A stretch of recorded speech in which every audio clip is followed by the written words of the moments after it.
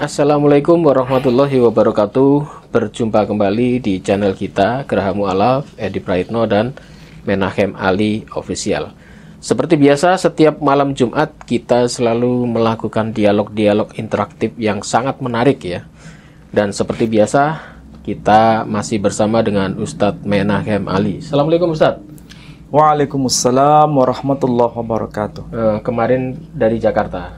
Iya betul, kita dari Jakarta ya. Apakah hari ini Pak Ali fit ini? Soalnya udara panas di Jakarta juga panas kemarin. Ya kemarin waktu kita bersama-sama berangkat ke Jakarta, suasana Jakarta sebetulnya lebih dingin dibanding Surabaya. Meskipun hawanya sama-sama panas. Tapi kalau dibandingkan antara kota Jakarta dengan kota Surabaya itu lebih panas sebenarnya. Iya. Tapi alhamdulillah sampai ke Surabaya dalam keadaan sehat, kondisi kita dalam keadaan sehat walafiat. Baiklah saudaraku, sepertinya kita harus menyambung kembali pembahasan kita kemarin. Seperti biasa, Ustadz Ali ini kalau membahas sesuatu harus tuntas, jadi tidak setengah-setengah.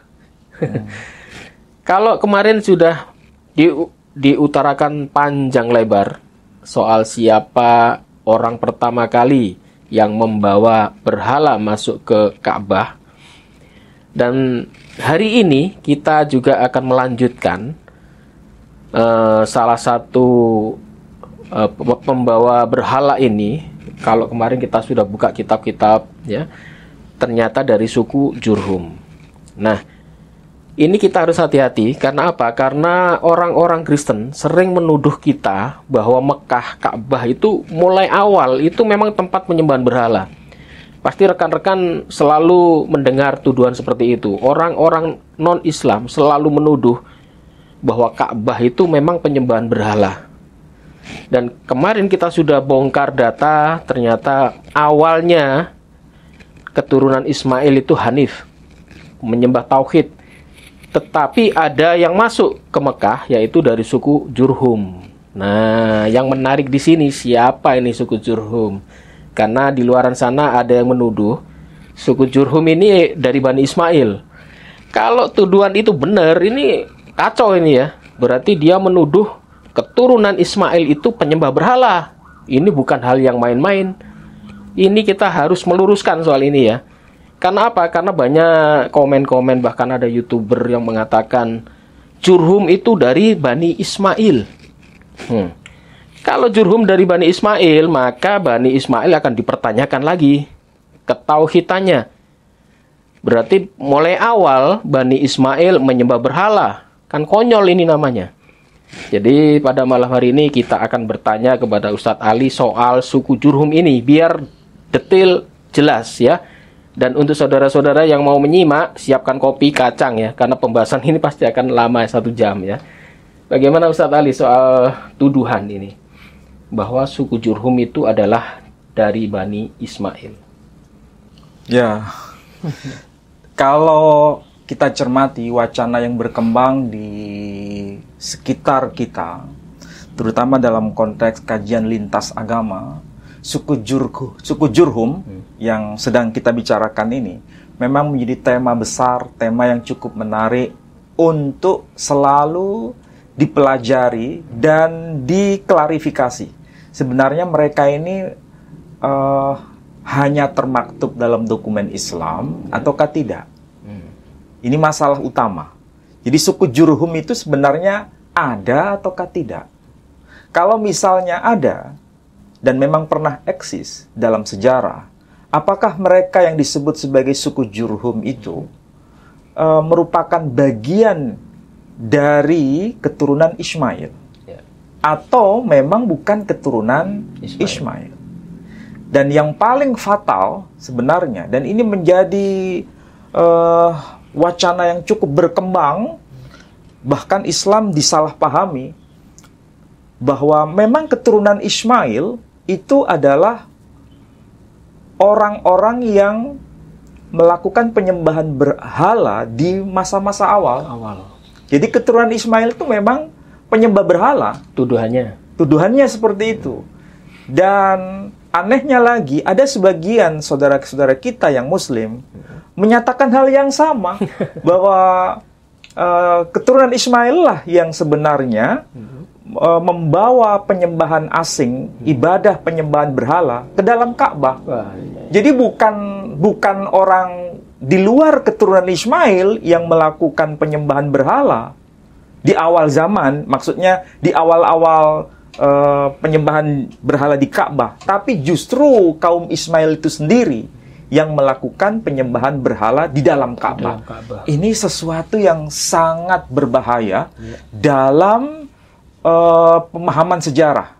Karena sejarah itu kalau dibelokkan, ini berbahaya. Kalau tidak ada yang meluruskan. Kalau tidak ada yang meluruskan, kita sebagai seorang akademisi, kalau mau disebut akademisi ya, harus punya tanggung jawab moral untuk membongkar-bongkar semua data. Apakah memang betul ibadah penyembahan berhala di dalam Ka'bah itu tokoh utamanya yang paling sentral itu memang dari kalangan keturunan Ismail?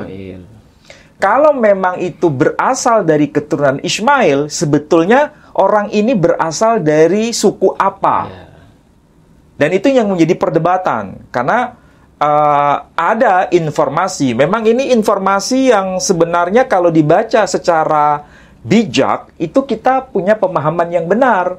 Tokoh yang memiliki nama yang sama, bukan berarti itu tokohnya sama, Pak Idi. Maksudnya begini, kalau ada orang yang namanya sama, kemudian ditafsirkan bahwa itu orangnya sama, ini terlalu gegabah. Ini terlalu menyederhanakan masalah.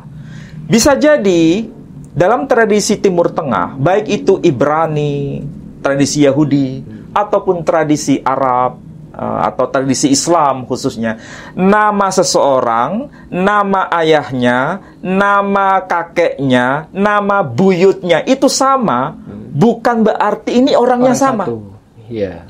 Hati-hati kalau dalam persoalan nasab dalam tradisi Timur Tengah secara umum. Ini bukan hanya nasab bangsa Arab atau salah satu suku klan bangsa Arab, tapi secara umum, baik tradisi Yahudi ataupun tradisi non-Yahudi, baik tradisi Arab maupun tradisi non-Arab. Pokoknya kalau kita bicara mengenai Timur Tengah, nama itu selalu berulang. Misalkan gini, Bali. Contohnya siapa ini, Bali? Nah, nanti kita akan kupas. Jadi masalahnya begini. Sebelum kita bahas ya, dalam tradisi Islam, nama Qahtan, sebagaimana catatan dalam tradisi ulama-ulama kita ya, yang generasi awal itu, memang ada penyebutan nama Qahtan itu muncul dalam dua klan yang berbeda. Dalam dua suku yang berbeda, dalam dua kelompok yang berbeda, meskipun namanya sama, sama-sama Qahtan, ya. Tapi yang satu Qahtan dari Bani Ismail melalui Nebayot atau Nabit, satu Qahtan dari keturunan bukan Bani Ismail. Ini harus di-clear dan diklarifikasi. Namanya sama.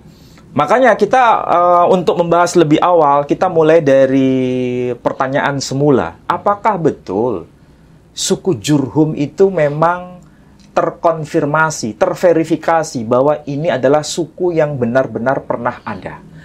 Bukan hanya termaktub dalam dokumen Islam. Kalau kita bicara mengenai suku Jurhum itu, kan tidak tiba-tiba muncul dalam tradisi Islam. Tetapi ada kaitan dengan dokumen-dokumen sebelum, berarti pra-Islam. Sebelum Islam, dalam arti sebelum risalah Nabi kita Muhammad sallallahu alaihi wasallam abad ke-7 Masehi. Ada dokumennya. Ada dokumen. Nah, itulah sebabnya kalau kita mencoba menelusuri ya dari berbagai dokumen. Pertanyaan tadi sejak awal saya berkata, apakah memang suku Jurhum itu pernah dibicarakan dalam dokumen selain tradisi ulama kita? Ya, saya jawab memang ada, tapi tidak disebut Jurhum, karena ini tradisi Islam, tapi disebut dengan istilah Hadoram dalam bahasa Ibrani. Ya, dalam bahasa Ibrani ada dokumen yang menyebut Hadoram. Sementara dalam bahasa Sabean disebut Jurhum. Tapi sebetulnya itu merujuk pada nama suku yang sama. Bentar Pak Ali. Ini kemarin soalnya ada yang ngomong, itu kan dokumen Yahudi. Ya. Nah, ini harus kita luruskan dulu ini Pak Ali. Kalau kita membahas keturunan Yoktan, keturunan Nabi Nuh, kemudian keturunan dari Ibrahim dan sebagainya, itu kan lebih lengkap ditulis di kitab Yahudi. Berarti kalau kita mengambil ayat dari kitabnya orang Yahudi, ini menurut Pak Ali gimana? Ya sebetulnya kalau kita mau bijaksana ya memahami Al-Quran, jangankan ayat-ayat Al-Quran yang ada kesejajaran dengan ayat-ayat kaum Yahudi. Maksud saya begini, di dalam Al-Quran itu ada ayat yang berbunyi begini. Bismillahirrahmanirrahim. Wa min ayatihi manamukum bil-lail wan nahari wa batigaukum min fadlih. Itu di dalam surah Ar-Rum. Ini ayat Al-Quran Pak Idi. Tetapi informasinya jelas. Mengatakan bahwa dari sebagian tanda-tanda kekuasaan Allah, dia jadikan malam sebagai sarana tidur kalian, beristirahat. Sedangkan siang hari untuk mencari rizkinya Allah. Itu ayat Al-Quran Pak Idi. Tapi jangan salah, Al-Quran itu bukan sesuatu informasi yang berdiri sendiri. Dia ada mata rantai dengan kitab-kitab sebelumnya. Ternyata ayat seperti ini, itu juga termaktub di dalam kitab yang namanya kitab Rig Weda. Kitab Rig Weda itu kan kitab suci agama Hindu. Ya. Atau lebih tepatnya, kita bisa baca di dalam kitab Manawat Dharma Shastra. Kitab suci yang diterima oleh Manu. Manu itu siapa? Manu itu sama dengan orang suci yang diperintahkan Tuhan untuk membuat bahtera besar. Siapa yang masuk ke bahtera besar itu, mereka akan selamat. Itu Nuh ya? Tapi mereka yang menolak naik bahtera besar Manu, dia akan tenggelam. Nah, kalau sudah bicara seperti ini, Pak Edi langsung ada koneksitas dengan saya. Loh, itu kok sama dengan Nabi Nuh ya? Kisahnya ditulis di... Ada di dalam Al-Quran kisahnya. Tapi kisah itu ada juga di dalam kitab Srimad Bhagavatam Purana. Dan ayat suci yang berkaitan dengan kitab suci yang diterima oleh Manu, tertulis dalam Manawat Dharma Shastra, itu bahasanya tidak sama dengan bahasa Arab, tapi maknanya sama. Apa yang termaktub di situ? Dikatakan, Ratri Swapnaya Bhutanam Restayai Karyama Namaha. Maksudnya, Ratri Swapnaya Bhutanam. Kami jadikan buta itu sebagai istirahat kalian. Buta itu artinya gelap, malam. Kami jadikan malam sebagai istirahat kalian. Restayai Karyama Namaha. Kami jadikan siang hari untuk berkarya bagi makhluk hidup. Kenapa ayatnya ada kesejajaran dengan kitab sebelumnya? Bahkan ini bukan kitab Yahudi, Pak Edi. Ini kitab agama Hindu. Hindu, sebentar Pak Ali. Ini kitab Hindu ini bukannya lebih tua dari Yahudi ya? Ya lebih tua. Bahkan lebih tua dari Kristen. Bahkan lebih tua dari Islam yang dibawa oleh Nabi kita Muhammad SAW. Jadi kesamaan dalam Quran dengan adanya yang senada dengan kitab-kitab sebelumnya, itu justru memberikan penegasan bahwa apa yang termaktub dalam kitab Al-Quran atau yang termaktub dalam kitab ulama-ulama kita, itu bukan sesuatu yang berdiri sendiri, tapi ada mata rantai dengan dokumen-dokumen sebelumnya. Ini kalau kita arif memahami dokumen-dokumen itu. Jadi jangan sampai ada kesan untuk bicara Islam tidak perlu membanding-bandingkan dengan kitab selain kitab Al-Quran, selain hadis. Semua itu bullshit, tidak punya manfaat. Iya, kalau itu sekedar untuk diimani. Kita ini kan bicara Islam bukan dalam konteks sekedar diimani. Kalau sekedar diimani, cukup Quran, hadis, selesai. Saya nggak mau bicara itu. Justru yang kita mau berikan pelajaran kepada siapapun yang mau berpikir cerdas dan berpikir waras adalah mempertanggungjawabkan iman kita, tentu saja dengan dokumen pembanding. Nah, dokumen pembanding itu dokumen pembanding di luar Islam. Kitab-kitab lain ya. Dan itu otomatis merujuk pada kitab-kitab lain. Bahkan bukan hanya Yahudi, kitab Yahudi, tapi kitab Kristiani, Hindu. bahkan kitab Hindu dan lain sebagainya. Nah, kembali pada persoalan tadi. Ya. Apakah kalau kita bicara mengenai suku Jurhum, itu juga dibicarakan dalam kitab-kitab selain ulama-ulama kita? Ya. Jawabannya iya. Di mana itu? Dalam kitab sucinya orang Yahudi dan kitab sucinya orang Kristen itu sendiri yang disebut sebagai the Bible, atau yang saya kutipkan di sini Alkitab itu. Ya. Alkitab dalam bahasa Madura itu. Alkitab dalam bahasa Madura. Di mana itu?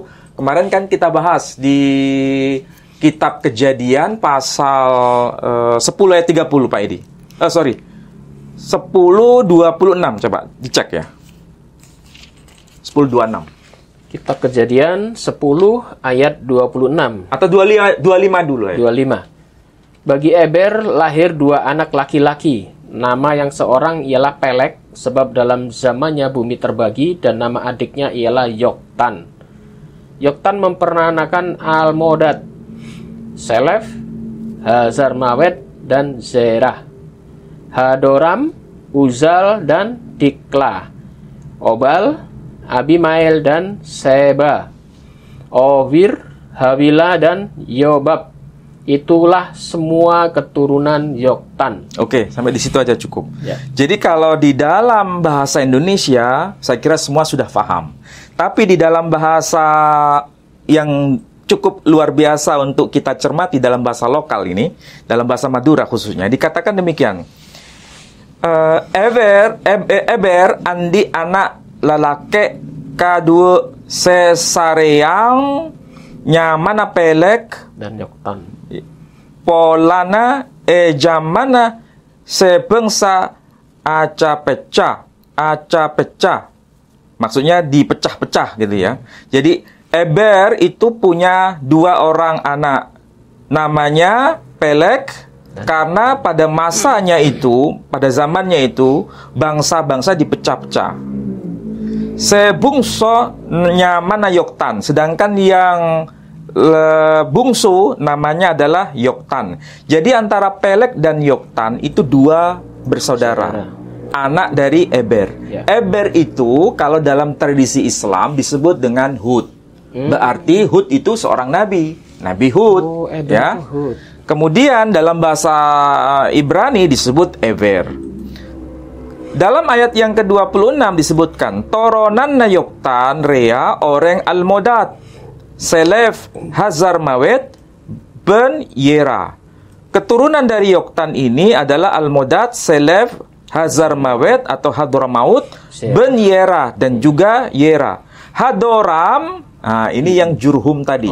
Hadoram dalam bahasa Sabean disebut Jurhum, dalam bahasa Ibrani disebut Hadoram. Uzal, Dikla, Obal, Abimael, Sheba, Ovir, Hawila, Ben Yobab.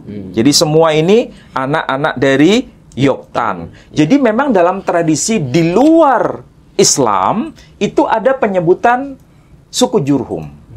Salah satu di antara keturunan Yoktan, anak dari Eber. Nah, nanti di dalam tradisi Islam memang ada penegasan informasi yang serupa dengan ini, Pak Aidi. Itulah sebabnya kita bicara dokumen pembanding, Pak Aidi. Informasi dalam tradisi Islam seperti apa, informasi di luar tradisi Islam seperti apa. Oke? Nah, kita akan coba lihat dari informasi tradisi Islam. Kalau tadi tradisi Yahudi Kristen, ya, tradisi Yahudi. Dan ini saya kira semua paham ya. Karena yang saya bacakan itu bisa dirujuk kembali pada teks versi terjemahan bahasa Indonesia, atau yang bisa bicara bahasa Madura tadi, otomatis bisa memahami yang saya bacakan tadi. Tradisi Islam juga menyebut entitas dari orang-orang Jurhum.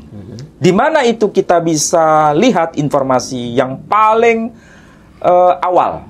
Informasi paling awal. Itu kita bisa baca dari tulisan yang ditulis oleh seorang tokoh yang hidup sezaman dengan Khalifah Muawiyah bin Abi Sofyan. Oh.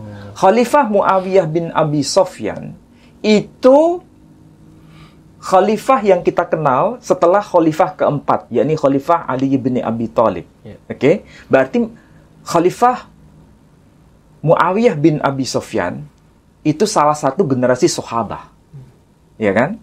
Sedangkan orang yang bertemu dan berdiskusi dengan Khalifah bin Abi Sofyan ini masuk kategori generasi tabi'in. Tabi'in.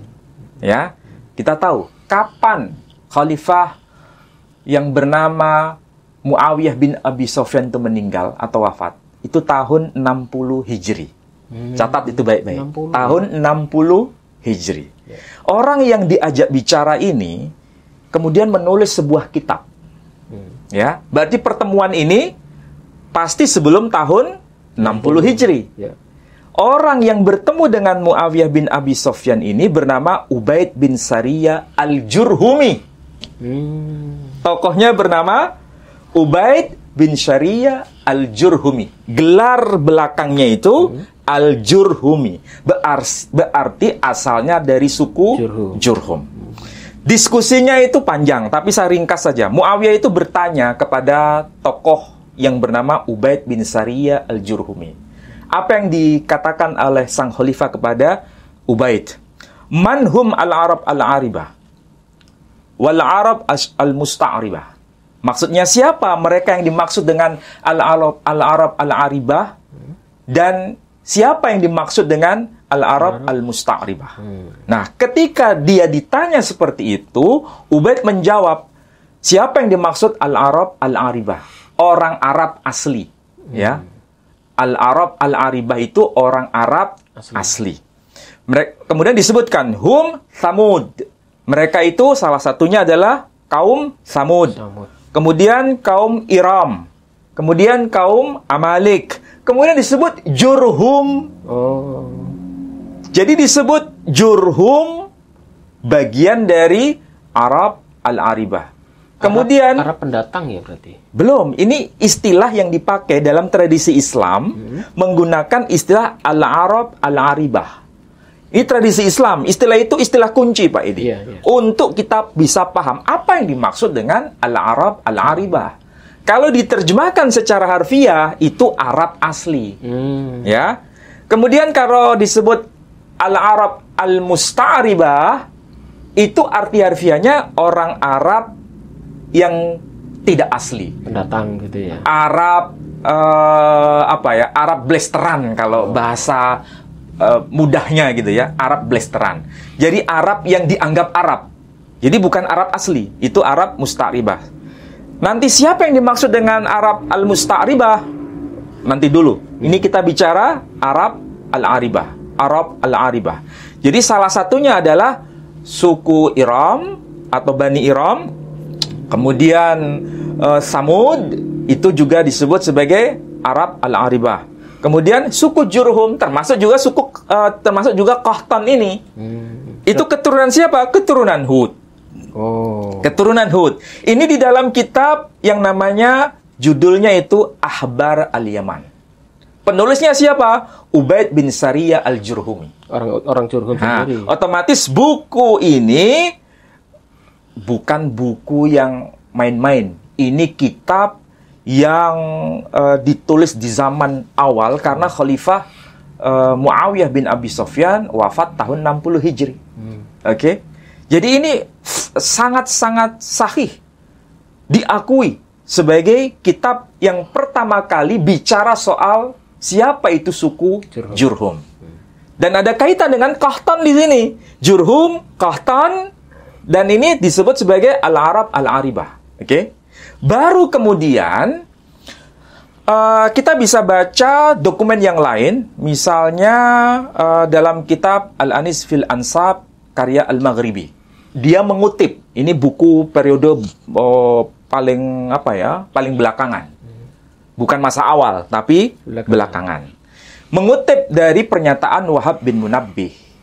Wahab bin Munabbih itu, sepengetahuan saya, itu memang muridnya Abu Hurairah radhiyallahu an dan itu salah satu generasi sahabat. Ya. Wahab bin Munabbih itu lahir tahun 34 Hijri. Meninggal tahun 111 Hijri. Berarti dia masuk kategori era tabi'in. Sama dengan Ubaid bin Sariyah al-Jurhumi. Sama-sama tabi'in. Tapi lebih senior Ubaid bin Sariyah al-Jurhumi. Karena wafatnya otomatis lebih dulu ya. Lebih duluan. Karena Wahab bin Munabbih meninggal tahun 111 Hijri. Sementara Ubaid bin Sariyah ketika mendokumentasikan bukunya itu hasil diskusi dengan Khalifah keempat. Khalifah keempat meninggal tahun 60 Hijri. Berarti lebih senior dibanding Wahab bin Munabbih. Tetapi Wahab bin Munabbih ini ketika bicara mengenai Qahtan memang ada informasinya. Tapi dia tidak bicara mengenai Jurhum. Dia tidak menyebutkan siapa itu Jurhum. Tapi dia menyebutkan siapa itu Qahtan. Pada informasi yang didapat dari buku Al-Maghribi ini, karya Al-Maghribi, ditanya begini,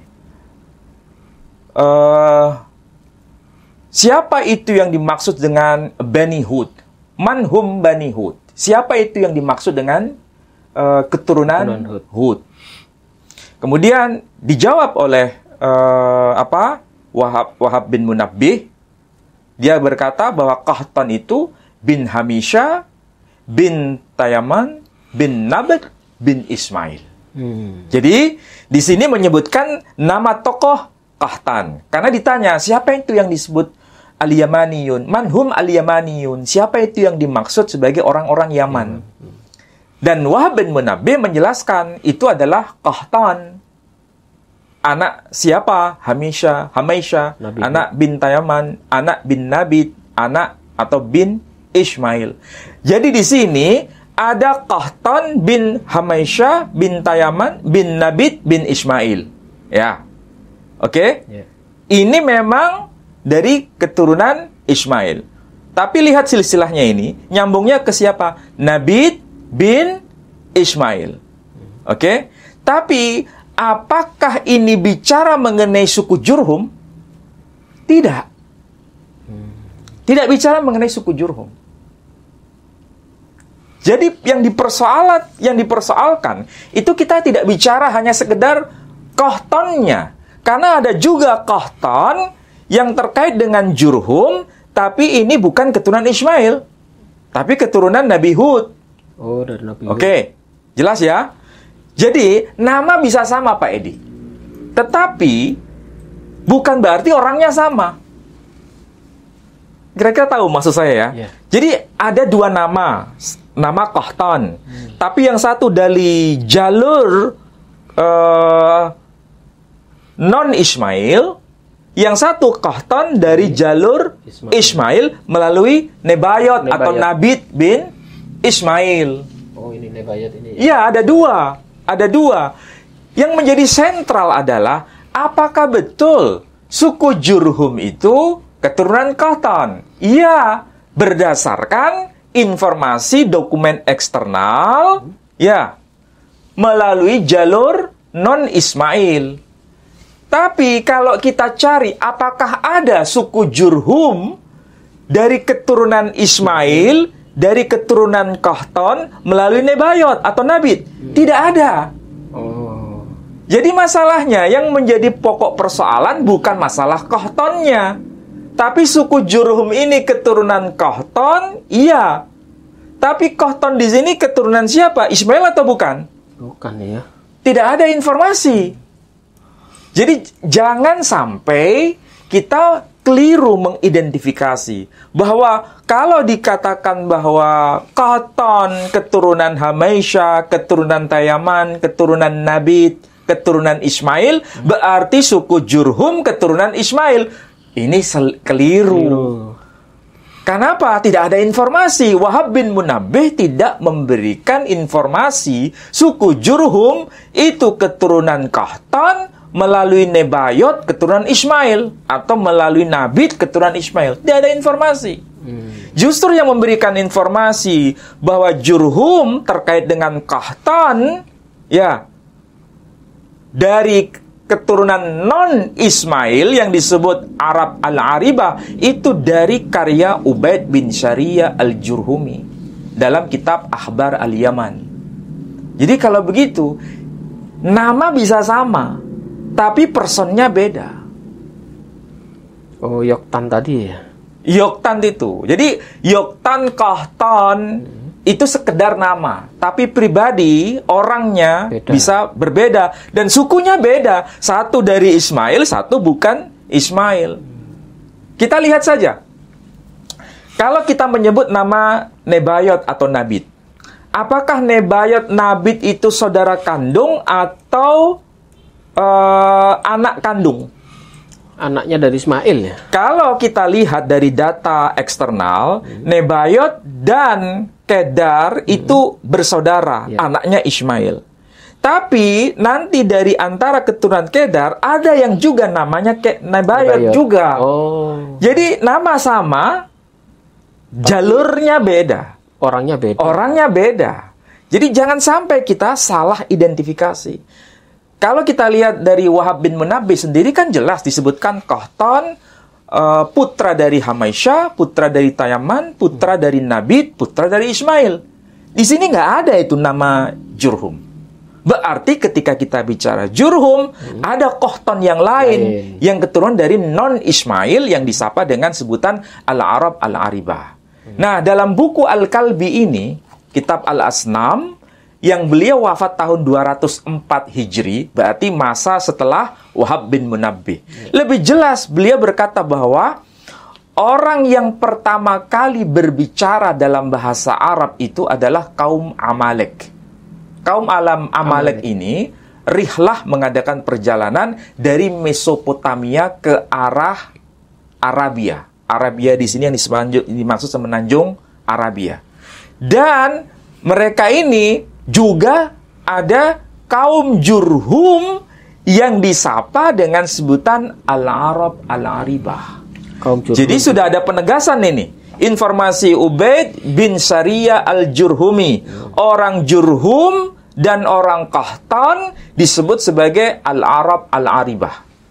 Dan dalam kitabnya Al-Kalbi juga menyebutkan bahwa Jurhum disebut sebagai Al-Arab Al-Aribah. Ini kata kunci ini. Berarti suku Jurhum bukan keturunan Ismail. Meskipun kita tahu Jurhum itu keturunan Qahtan atau Yoktan dari jalurnya non-Ismail.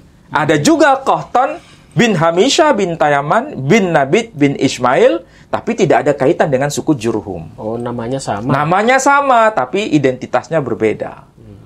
Nah, dari sinilah kita bisa paham. Jangan sampai kita ini keliru. Keliru mengidentifikasi tokoh. Nah, masalahnya begini. Kalau di kitab Al-Asnam ini, kitab Al-Asnam ini kan sebagai dokumen yang paling penting, bisa dikatakan dokumen paling awal, Pak ini. Ketika memberikan informasi siapa ya yang pertama kali meletakkan berhala, bahkan melakukan ibadah penyembahan berhala di dalam Ka'bah. Apakah informasi ini ada di dokumen di luar Islam? Tidak ada. Tidak ada. Ini hanya informasi sepihak. Kalau dipercaya, silakan. Kalau tidak dipercaya juga silakan. Namanya saja dokumen sepihak. Ya kan? Kalau dokumen sepihak itu boleh ditolak, boleh diterima. Masalahnya kan tidak ada dokumen pembanding di luar tradisi Islam. Tradisi Islam tidak pernah menyebutkan ada orang yang meletakkan berhala di dalam Ka'bah. Tidak ada informasi itu. Hanya ada di dalam dokumen Islam. Dokumen sepihak. Tetapi ini bukan berarti tidak penting. Ini dokumen yang paling awal. Dokumen yang paling awal. Ingat, sekali lagi saya berkata, ini dokumen yang paling awal yang memberikan informasi kepada kita mengenai adanya orang yang meletakkan berhala di dalam Ka'bah, yang melakukan penyembahan ibadah berhala di dalam Ka'bah yang pertama kali. Bahkan namanya disebut kemarin. Bahkan namanya disebut. Dan informasinya jelas, ya. Informasinya jelas. Dikatakan apa di sini? Ini ya.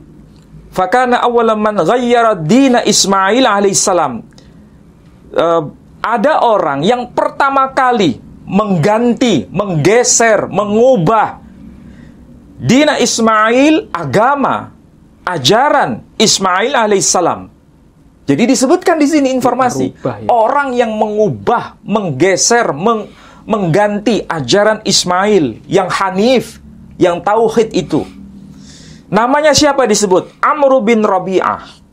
Disebutkan Amr bin Rabi'ah. Jadi muncul nama tokoh di sini. Namanya Amr bin Rabi'ah.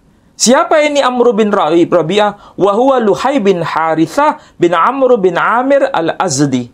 Jadi dia itu dari suku Al-Azdi. Wa huwa Abu Khuza'ah. Dia dikenal sebagai bapaknya orang Khuza'ah. Jadi pertama kali disebut sebagai suku Khuza'ah itu adalah Amr bin Rabi'ah atau Amr bin Luhai. Berarti dia itu dedengkotnya ya. Pertama kali. Suku Khuza'ah. Nenek moyang orang yang disapa dengan sebutan Khuza'ah. Siapa itu Kosa? Itu nama suku, Pak Edi. Oh iya. Nama suku yang kemudian nisbatnya kepada dirinya. Dan itu asal dari Al-Azdi. Siapa itu Al-Azdi? Al-Azdi, suku yang disebut Al-Azdi. Itu suku dari kalangan Bani Yoktan yang disebut sebagai Arab Al-Aribah. Ya, di mana itu? Kita bisa dibaca buku ini. Adwarut Tarikh Al-Hadrami. Jadi itu sepakat semua. Pertanyaan begini, ada nggak ulama dalam semua kitab para ulama yang sampai kepada kita yang menyebutkan bahwa suku Jurhum itu keturunan Ismail? Ada nggak? Kalau ada, saya beri hadiah, Pak Edi. Saya sudah siapkan uang 500.000. Udah. Yang bisa jawab bahwa ada ulama yang menyebutkan suku Jurhum keturunan Ismail, saya kasih 500.000. Asal tidak yang kembar tadi ya. Namanya sama. Kalau tadi, Qahtan itu namanya muncul dua. Ada yang dari jalur Ismail, ada yang dari jalur non-Ismail. Kalau jalur Ismail yang Qahtan ini melalui Nebayot atau Nabit bin Ismail, tidak ada penyebutan suku Jurhum di situ. Ya. Bahkan tidak ada penyebutan suku Al-Azdi di situ. Tidak ada. Tetapi kalau dari jalur non-Ismail, ada tokoh yang bernama Qahtan.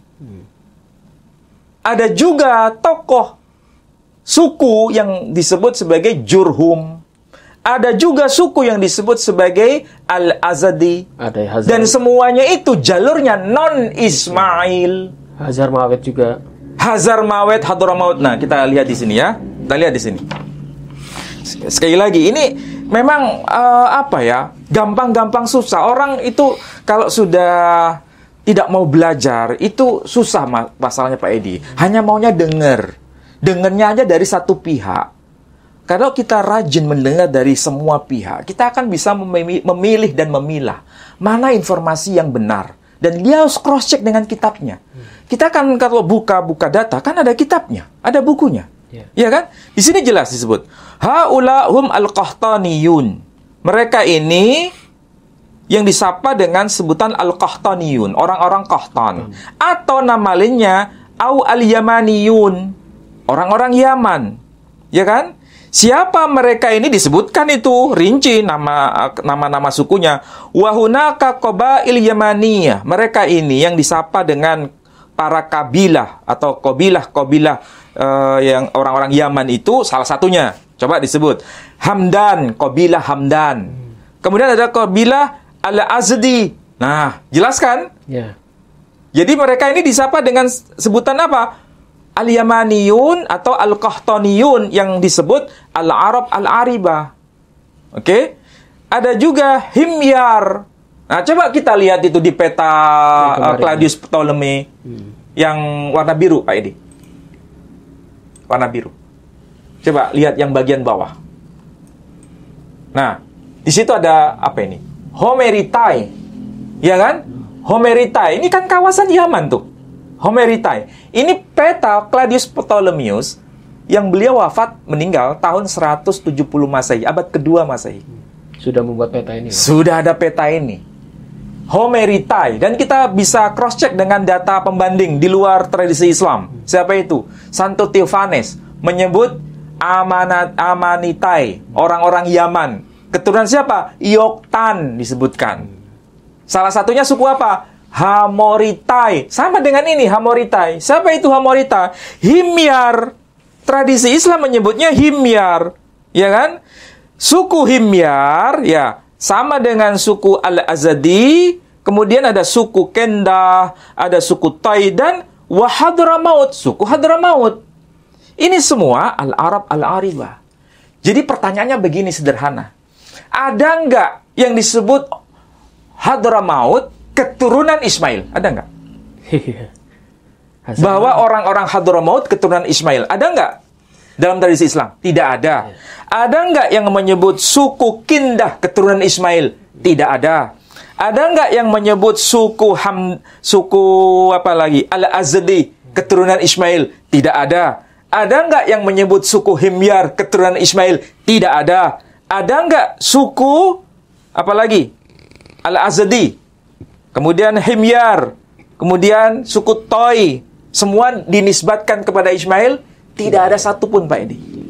Karena ini jalurnya ke Yoktan. Karena memang jalurnya kepada Yoktan. Nah, kalau bicara mengenai Al-Arab Al-Musta'ribah, orang Arab yang diarabkan. Jadi ini orang Arab yang diarabkan. Siapa itu? Ini adalah keturunan Ismail. Ammal Arab Al-Musta'ribah fahum nasl Ismail bin Ibrahim alaihi assalam. Wa yuqala lahum Al-Adnaniyun wa hum qabail katsira. Jadi yang dimaksud orang-orang Arab Musta'ribah, mereka ini nasabnya bersambung pada nasabnya Ismail, keturunan Ismail bin Ibrahim alaihi assalam. Mereka ini disebut Al-Adnaniyun wa hum qabail katsira. Ada banyak kabilah dari keturunan Ismail itu. Dan apa di sini disebut? Faminhum Tamim. Di antara mereka ini, kabilah-kabilah itu Tamim, Bani Tamim. Coba lihat tuh peta. Peta Claudius Ptolemeus. Coba lihat tuh. Yang coklat. Bani Tamim, coba. Nah, lihat tuh. Ada tulisan Taimi di situ. Pojok sana. Atas tuh. Itu. Taimi. Oh, ini. Iya. Bani Tamim. Ditulis dalam petanya si Claudius Ptolemeus. Abad kedua Masehi. Jadi, faminhum Tamim wa Ghatfan wa Kinanah wa minha Quraisy wa minhum Banu Hashim. Inilah yang disebut sebagai Arab Musta'ribah. Yang keturunan Nabi Ismail. Keturunan Ismail. Tidak ada penyebutan Jurhum di sini. Tidak ada penyebutan Himyar di sini. Tidak ada penyebutan Al-Azdi di sini. Karena mereka ini bukan keturunan Ismail. Hadramaut juga tidak ada itu. Hadramaut juga bukan keturunan Ismail. Jadi, kalau kita buka data itu yang jelas. Sejak awal tadi saya berkata, ada nggak dokumen yang menyebut suku Jurhum itu keturunan Ismail? Ada nggak? Nggak ada. Kalau Kohton, ada nggak yang menyebutkan itu keturunan Ismail? Ada. Namanya kembar. Namanya Kohton, tapi melalui Nebayot bin Ismail atau Nabit bin Ismail. Tapi ini tidak melalui ada jalur Jurhum. Mana Jurhum keturunan Ismail? Nggak disebut. Tapi kalau Jurhum keturunan Kohton, ada. Yang bukan keturunan Ismail, ada. Dan ini saudara kembar dari Hadramaut. Memang kalau, ya kan? Kalau tidak hati-hati, memang ada nama kembar itu kan bisa... Makanya, ini kalau orang tidak cerdas membaca, hanya melihat informasi sekilas, kesamaan nama, itu bisa berbahaya. Coba Pak Edi baca Injil Matius silsilahnya Yesus itu. Silsilahnya Yusuf ya, coba lihat. Apa itu? Injil Matius pasal 1 ayat yang keberapa itu? Yang terakhir Pak Edi. Silsilah. 1 ayat, inilah silsilah Yesus. Yang paling akhir. Bentar. Ini. Yakub memperanakkan Yusuf, suami Maria yang melahirkan Yesus yang disebut Kristus. Yakub memperanakkan Yusuf. Ini kalau orang tidak paham, dikira ini Nabi Yakub, dan Nabi Punya Yusuf. anak Yusuf. Iya. Betul kan? Yusuf itu kan anaknya Yakub. Ya. Yusuf Nabi, Yakub Nabi. Iya. Tapi kok ini zamannya zaman ketika Nabi Isa dilahirkan. Tiba-tiba muncul Yakub. Orang yang tidak paham, ini dikiranya Nabi Yakub dan Nabi Yusuf. Iya. Padahal ini Yakub dan Yusuf, Yusuf si tukang kayu.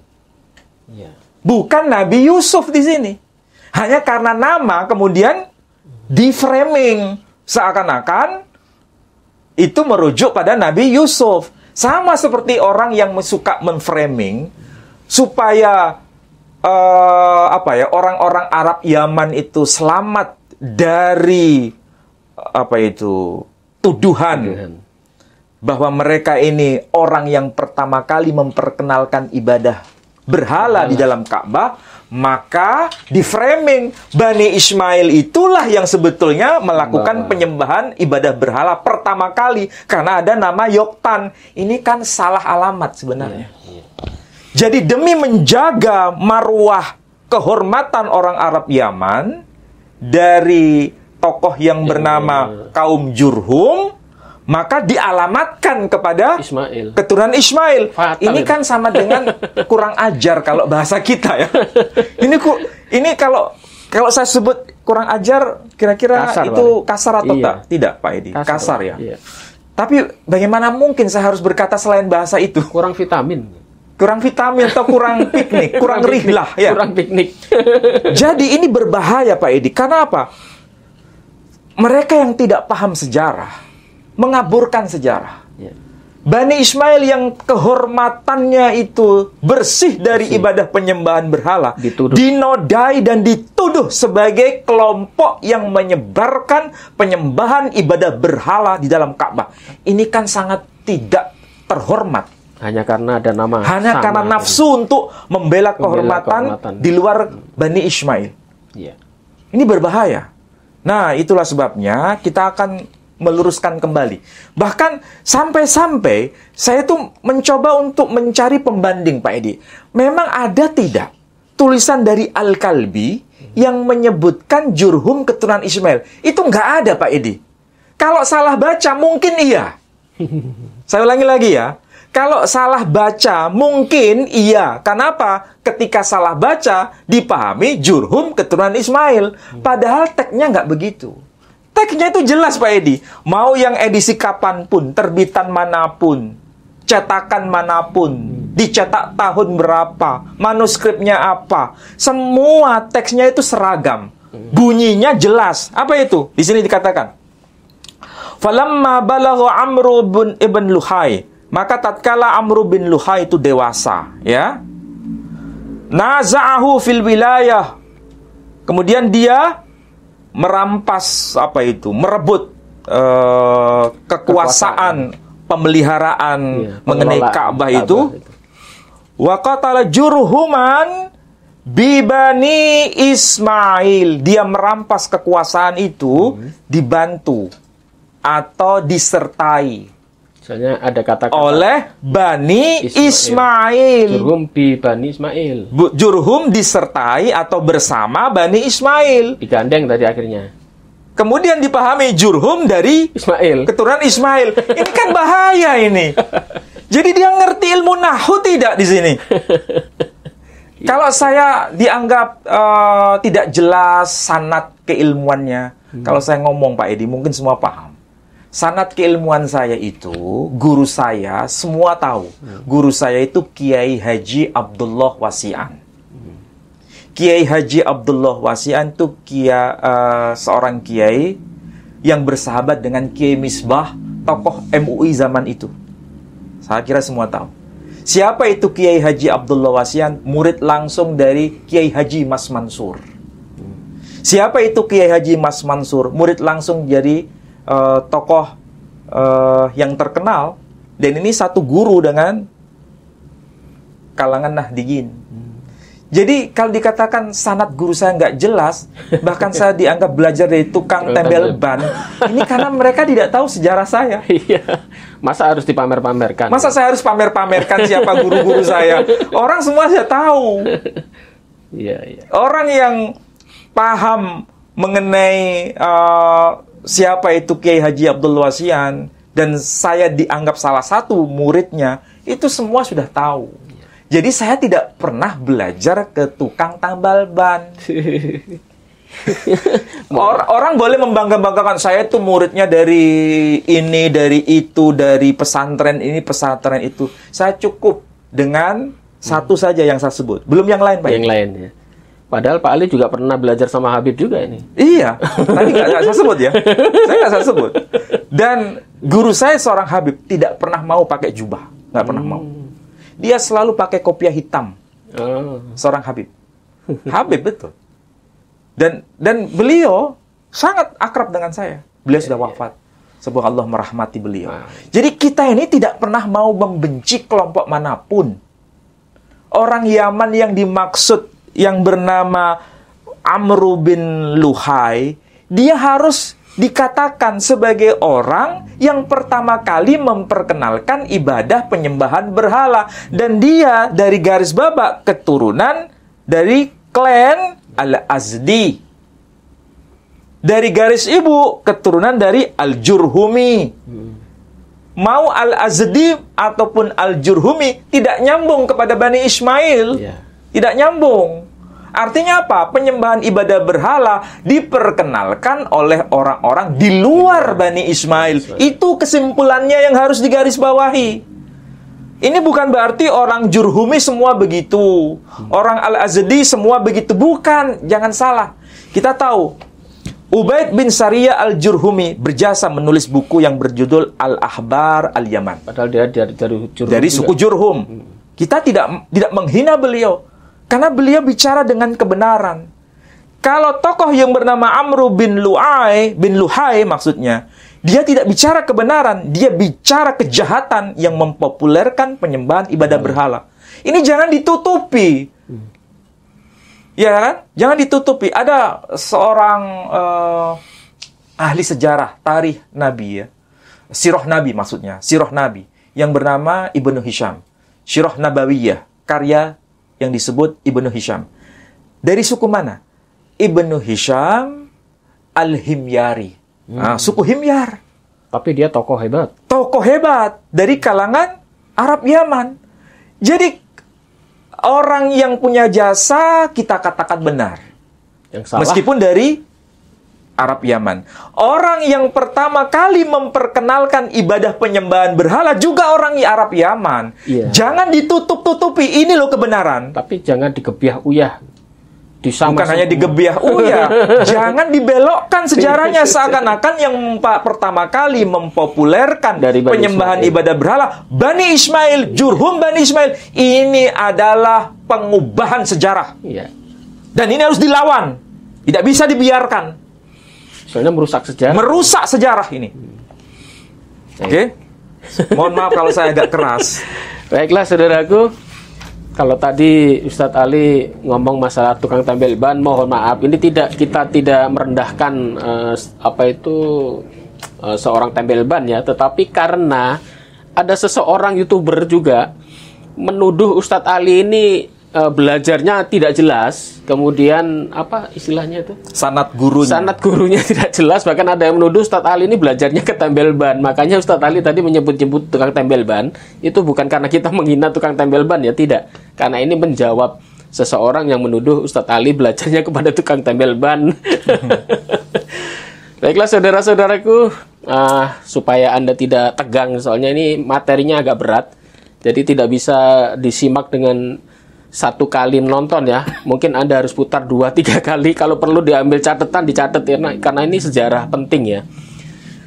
Untuk YPM At-Tauhid, kita selalu ingatkan pada saudara semuanya bahwa kita saat ini lagi membangun pondok pesantren dan juga masjid. Tolong dukung kami, kirim donasi Anda kepada kami ke rekening Bank Syariah Indonesia di nomor rekening 11188899971 seperti yang ada di running tag ya. Jangan lupa. Dan untuk yang sudah mengirimkan donasinya, kami ucapkan banyak-banyak terima kasih. Semoga Allah Subhanahu wa taala membalas semua jerih payah Anda dan juga Allah memberkati keuangan saudara-saudara semua. Amin. Mungkin Pak Ali mau ada penutup?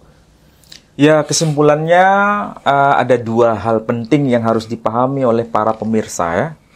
Bahwa suku Jurhum atau suku Al-Azdi itu memang keturunan Qahtan. Ya. Tapi bukan Qahtan Bani Ismail, tapi yang disebut sebagai Qahtan Al-Arab Al-Aribah, orang Arab Yaman. Dan bukan dari jalur Ismail. Hanya itu ya yang perlu ditekankan. Itu yang harus ditekankan. Ya. Jadi sekali lagi, tidak ada generasi keturunan Ismail yang kemudian disapa dengan sebutan suku Jurhum. Tidak ada dari generasi keturunan Ismail yang disapa dengan sebutan suku Al-Azdi. Ya, itu poin pertama. Yang kedua, orang yang pertama kali memperkenalkan ibadah penyembahan berhala yang bernama Amru bin Luhai itu bukan keturunan Ismail. Ya, ini catatan baik, catatan yang harus diingat secara baik-baik. Ya, bukan keturunan Ismail, dia keturunan dari suku Al-Azdi, dia keturunan dari suku Al-Jurhumi. Kalaupun dari garis ibu dia keturunan Al-Jurhumi, dia terputus karena jalur ibu. Dari jalur bapak jelas keturunan Al-Azdi. Itu juga dari keturunan Qahtan. Qahtan di sini bukan Qahtan keturunan Ismail. Meskipun di keturunan Ismail ada nama Qahtan. Ada nama Qahtan itu juga ada. Ya. Tapi dari jalur Nabit. Keturunan Ismail. Dan tidak ada mata rantai yang menyebutkan suku Jurhum atau suku Al-Azdi melalui jalur Nabit bin Ismail dari tokoh yang bernama Qahtan. Ini jangan dibelokkan sejarahnya ini. Ya. Oke? Ya. Baiklah saudara-saudaraku sekalian, ini materi yang sangat penting ya. Tolong dicatat baik-baik, ini sejarah. Jangan sampai sejarah ini diputarbalikkan seakan-akan Bani Ismailah yang membawa pertama kali penyembahan berhala. Kalau Anda menuduh Bani Ismail yang membawa pertama kali penyembahan berhala, itu tidak langsung Anda juga menuduh Nabi Ibrahim tidak bisa mendidik anaknya. Kan seperti itu. Tetapi yang jelas, sudah dijawab oleh Ustaz Ali bahwa ternyata keturunan Ismail itu masih tauhid, masih menyembah kepada Allah. Ada orang luar dari keturunan Ismail yang membawa berhala. Kalau kita menyebut suku Yaman, kita menyebut suku Hadramaut dan lain-lain, itu bukan berarti semua orang zaman menyembah berhala. Ini perlu dicatat ya. Untuk orang-orang yang mungkin langsung sakit hati kalau kita menyebut kata-kata Yaman, Hadramaut, dikira kita menuduh semua orang zaman menyembah berhala. Tidak ya. Bahkan tadi sudah dicontohkan ada beberapa tokoh yang hebat-hebat dari Yaman. Itu hanya oknum, tetapi salah satu oknum itu kebetulan dari sana, begitu Pak. Dari Arab Yaman, Al-Yamaniyun atau Al-Qahtaniyun. Ya. Jadi tidak semua ya. Supaya ini meluruskan sejarah, yang jelas bukan dari Ismail. Kalau Anda menuduh Ismail menyembah berhala ya, keturunan Ismail menyembah berhala, jadi Nabi Ismail gagal mendidik anak-anak cucunya. Dan ini insya Allah tidak seperti itu ya.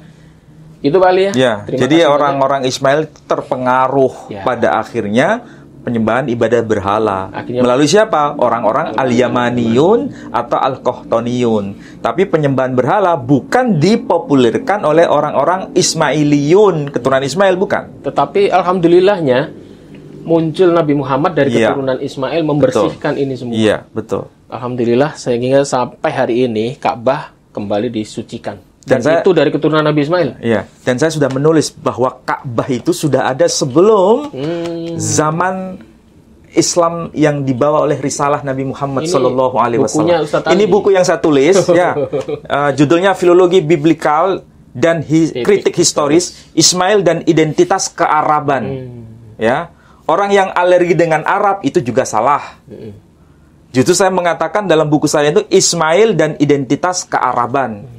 Di dalam salah satu ini diterbitkan di Airlangga University Press ya. Di sini ada dan ini saya sebut guru saya salah satunya. Maulana Syekh Imran M. Hussein. Ini tokoh kaliber dunia. Jadi saya juga salah satu murid beliau. Jadi Kalau begitu, benarkah saya ini murid dari tukang tambal ban? Jangan lagi lah. Orang bisa tahu sendiri ya. Iya. Oke. Nah, di sini jelas ya. Saya tulis mengenai Semenanjung Arabia dalam dokumen Latin dan Yudeo-Arab. Di sini ada informasi mengenai kota Makoraba di kawasan Hijaz, kota Mekah itu. Kemudian Ka'bah bangsa Arab, Bani Zomenes di tanah Hijaz, dan catatan Diodorus of Sicily. Ini dokumen-dokumen eksternal sudah mencatat mengenai Ka'bah. Ini era sebelum Masehi sudah catat. Dan dokumennya ada di sini semua. Ini lengkap di sini. Tuh, sampai teks-teks aslinya dalam bahasa Yunani. Disebutkan. Saya sebutkan tuh. Jadi ini saya persembahkan kepada mereka yang mau cerdas. Belajar ya. Kalau mereka nggak mau dicerdaskan, ya Silahkan. saya tidak memaksa. Yang penting bagaimana mereka bisa membahas ini. Ini sebagai jawaban kepada mereka yang meragukan Islam, meragukan Ka'bah, meragukan Mekah, yang ini hanya merupakan cerita, dongeng, pelipur lara, tidak historis, bukan merupakan fakta. Saya jawab, itu fakta, bahkan dokumen pembanding menjadi dokumen atau hujah yang kuat bagi seorang muslim. Ini saya hadiahkan untuk Pak Edi. Alhamdulillah, ini untuk saya. Pak. Ya. Baiklah, Dan bisa saudaraku. dicari di Tokopedia, itu ada di online. Ini ya, kalau ingin membaca buku karangan Ustadz Menachem Ali, Anda bisa cari di Tokopedia. Ini buku sudah terbit. Dan buku ini memang spesialis Pak Ali untuk membahas soal Ka'bah dan lain-lain ya. Jadi kalau tidak jelas pemaparan Pak Ali live, Anda bisa beli bukunya. Ada di Tokopedia ya. Tokopedia ada. Silakan Anda. Itu ada riwayat apa? Riwayat di sini. Karya-karya saya ada di sini, saya sebutkan beberapa. Ya? Yang disebut di luar negeri ada. Dan sebentar lagi Ustadz Ali juga menerbitkan buku yang baru ya. Terbitan Al-Kautsar Jakarta. Al-Kautsar Jakarta dengan judul judulnya Ismail dalam Alkitab dan Manuskrip Qumran. Jadi manuskrip Qumran itu abad ketiga sebelum Masehi.